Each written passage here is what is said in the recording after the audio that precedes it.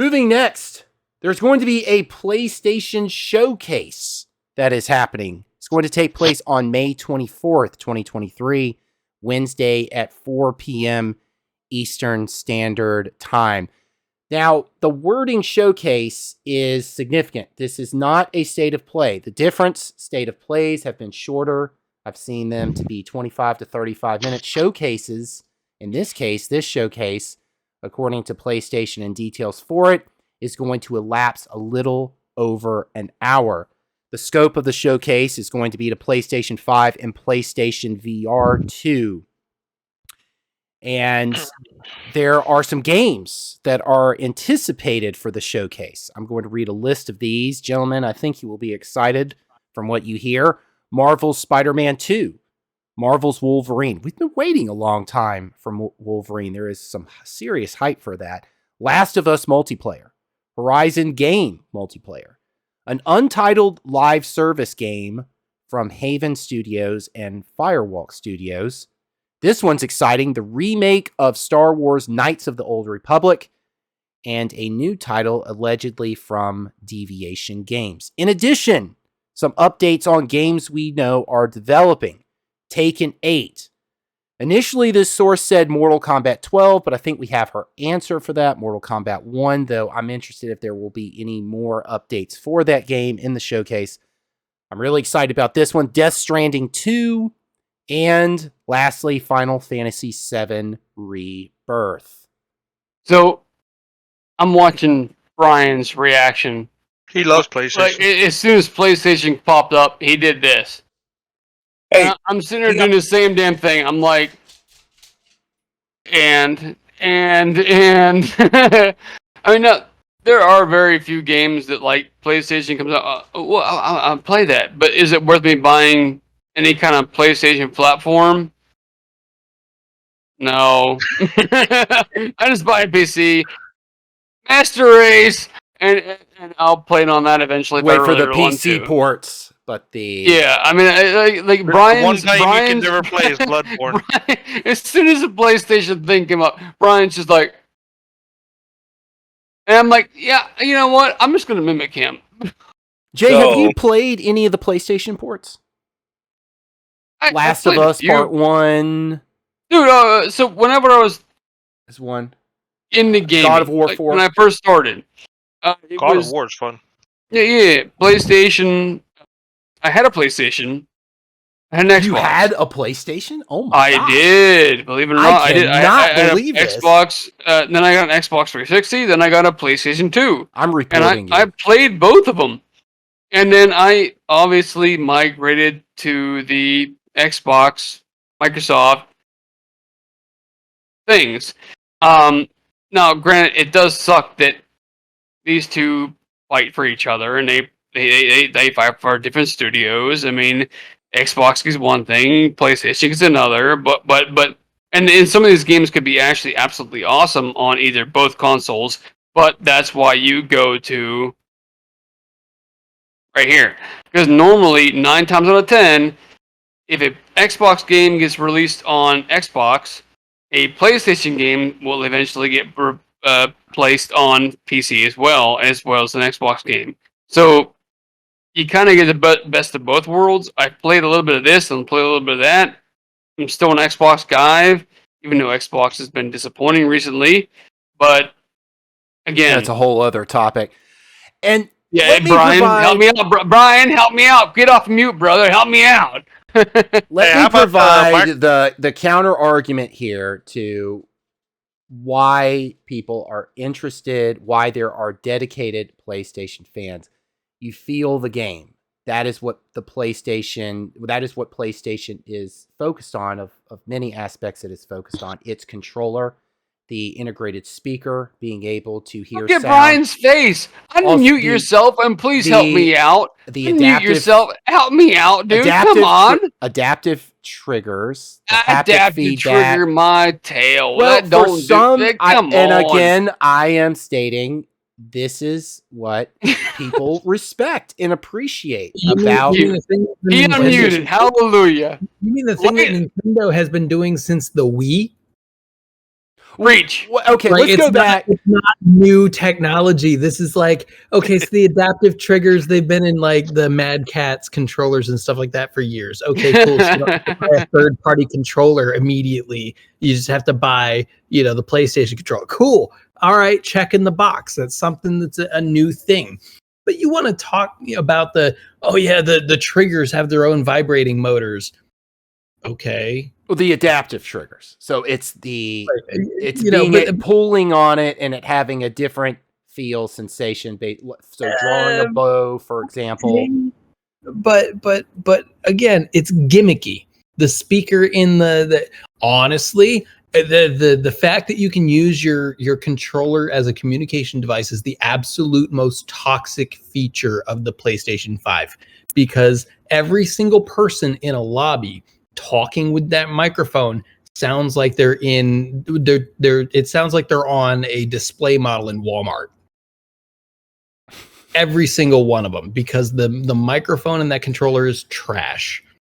And it's just you're talking about corning happening because the amplitude is so loud and the microphone can only receive so much. Look, if you want an elite idea, okay, go do an elite Xbox controller. Same idea. Well, they have their PlayStation has their own equivalent Pro controller. I have not tried it. I have not been hands-on with it. Again, like Brian's saying, it's just a gimmick. You know what I bought? I used the again, I'm Xbox guy, right? I'm all about Xbox, right? So I've gone through every elite controller Xbox has had to sell. You know what I found actually is better? The Power A third-party elite controller. It is not the Xbox or Microsoft controller. It is a Power A. Right here. This thing is actually better than any of the Xbox controllers that they've bought. Same thing with PlayStation. The adaptive controller, adaptive trigger, everything else. I've got the same controls on this remote that I can change my daggone trigger sensitivity, change everything. I can go into my app, change all that other junk, map the buttons, everything else. It's the same thing. So PlayStation's marketing, like Brian said, they're marketing a gimmick.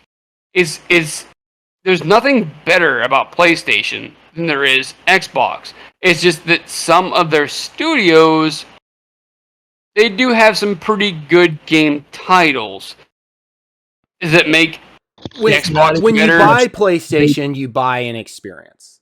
That is what I think they are. You're buying a game title. Everything sells experience. No, and I'll tell you what the breakdown is. PlayStation specializes in sports games and action RPGs and RPGs. So the people that are really into those genres of games will typically buy a PlayStation because that's what all their friends are playing, like Monster Hunter World or, NFL or NHL or what have you. Oh, don't say Monster Hunter World of Joe. Except FIFA. For some reason, FIFA's more popular on Xbox. No idea why. But now that they're all cross-platform, that's kind of a moot point. But like the exclusive titles that you'll get, like the RPG titles and things like that, that'll be an exclusive PlayStation. Those are where those hardcore people come in. The Xbox people are typically your first-person shooters or your first-person looter shooters and stuff like that. And they have, so they've kind of, or racing games, so people have kind of found the niche for the two consoles, and that's why you'll never really see them be eye to eye, because they're looking at two different things. You could easily argue that Xbox was working on an experience far longer than PlayStation ever was, because they had, for a brief period with the Xbox One, they had the integration with a media source, so you could plug your cable box directly into the back of the Xbox and be able to control it with on-screen menus from the Xbox. Yeah. So as far as a experience goes, both consoles have got their own experience. You when you buy a console, it's typically just for brand loyalty or whatever genre games you're typically going for that have more exclusives for the platform that you're looking at. And he's absolutely right. I mean, and again, when I grew up, Halo was the biggest thing in the world, right? From my area, my group, my friends. So we all gravitated towards Halo, which was an Xbox deal. People who, Halo LAN a party. town, 3 towns, 4 towns over might have been gravitating towards a PlayStation exclusive game, which made them gravitate towards the PlayStation. It really is what you do like. However, Brian and I have both experienced what it is to play on an Xbox when everything became cross platform.